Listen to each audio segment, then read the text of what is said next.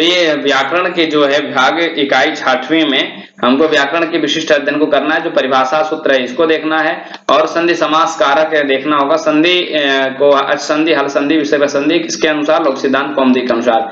और उसके बाद सुबंत अजंत में राम और सर्व के तीनों लिंगों में, सुबंत में क्या, अजंत में राम के तीनों रूपों को, विश्व के और हरि के तीनों लिंगों में, सखी सुधी गुरु मातृ गौ नदी जितने भी दिया हुआ है इन सबके हमको क्या करना है, सब जो है याद करना है, सब इनका अभ्यास करना होगा। समास में देखा जाए तो अव्ययी भाव समास, अव्ययी भाव समास, तत्पुरुष समास और बहुव्रीहि द्वंद्व समास को लोक सिद्धांत कौमुदी के अनुसार जो तद्धित और कृत और तद्धित है, तद्धित में आपत्यर्थक और मत्वर्थीय, आपत्यर्थक और मत्वर्थीय को सिद्धांत कौमुदी के अनुसार पढ़ना है। तिंग में भू और एद क्यों, भू धातु और एद धातु, अद अस हु दिव यु सुय तुद तन क्रिय रुध किय चुर, अर्थात ये जो तिगंध के 10 गण हैं, 1 2 3 4 5 6 7 8 9 10 11, ये जो मुख्य धातुएं हैं इनको पढ़ना है। प्रत्यांत क्या है, ऋजंत सनंत यगंत लुगंत नाम धातु, ये सब जो है पढ़ना है व्याकरण में। और उसके बाद में कृदंत प्रत्यय, कृदंत तव्य में, कृदंत में क्या करना है, तव्य तव्य तनियर यत्र ण्यत क्यप सत्र शानच अक्तवा अक्तः अक्तवतो तुमुन ड़मुल, ये प्रत्यय पढ़ना है। इस पर स्त्री प्रत्यय में लघु सिद्धांत कौमुदी के अनुसार स्त्री प्रत्यय को पढ़ना है। कारक प्रकरण सिद्धांत कौमुदी के अनुसार पढ़ना है। प्रश्न पद और आत्मनेय पद की सिद्धांत कौमुदी के अनुसार है। महाभाष्य, महाभाष्य का पशपश आहनिक पढ़ना है। महाभाष्य का क्या करना, पशपश आहनिक पढ़ना, जिसमें शब्द परिभाषा, शब्द के अर्थ, व्याकरण अध्ययन के उद्देश्य, व्याकरण की भूमिका, परिभाषा, साधु शब्द के प्रयोग का परिणाम और व्याकरण पद्धति दिया है। वाक्य पदयम के ब्रह्मकांड को पढ़ना है। स्फोट का स्वरूप, ब्रह्म स्वरूप शब्द, ब्रह्म शक्तियां, स्फोट एवं ध्वनि का संबंध, अर्थ संबंध, ध्वनि के प्रकार एवं भाषा के स्तर। इस प्रकार से आपको 5वें नहीं 6वें जो है इकाई में पढ़ना है। 7वीं इकाई जो है वो साहित्य की है, संस्कृत साहित्य की है। संस्कृत साहित्य में काव्य शास्त्रीय छंद एवं परिचय है।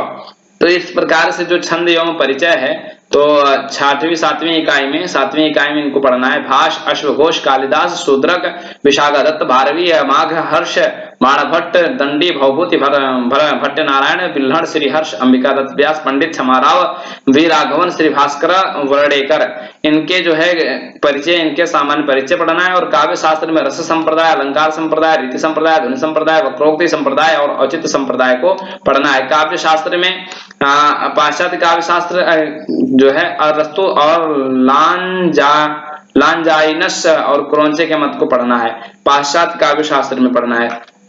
अब पद्य की बात कर लें तो आपको पद्य में जो है पद्य को देखें अगर, तो पद्य में किनको किनको पढ़ना होगा, तो पद्य में क्या, बुद्ध चरित के प्रथम जो है, बुद्ध चरित का प्रथम भाग पढ़ना है। और रघुवंश में प्रथम सर्ग पढ़ने हैं। किरातार्जुनीयम के प्रथम सर्ग, शिशुपाल वधम के प्रथम सर्ग, नैषधीय चरितम के प्रथम सर्ग, यानी प्रथम सर्ग सबके पढ़ने। नाट्य में स्वप्नवास दत्तम, अभिज्ञान, शाकुंतलम, वेड़ी संहारम, उत्तरा राक्षसम, उत्तराम चरितम, रत्नावली, मृच्छकटियम, इनका सबका सामान्य यानी नहीं विशिष्ट अध्ययन करना है, यानी अध्ययन अच्छे से करना है। 10 कुमार चरितम गद्य में अष्टम उच्छ्वास और हर्षचरित का पंचम उच्छ्वास, कादम्बरी का शुकनासोपदेश है और चंपू काव्य में नल चंपू का प्रथम उच्छ्वास। साहित्य दर्पण में क्या पढ़ना है, काव्य प्रकाश, काव्य परिभाषा, काव्य की अन्य परिभाषाओं का खंडन, शब्द शक्ति, संकेतक ग्रह, अभिधा लक्षणा, व्यंजना, काव्य भेद, श्रव्य काव्य, गद्य मिश्र काव्य इत्यादि पढ़ना है।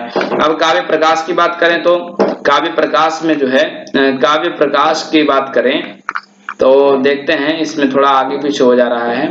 काव्य प्रकाश में रस संप्रदाय इत्यादि ये सब पढ़ना है। और ये हो गया। अब यहाँ पे काव्य प्रकाश में देखते हैं,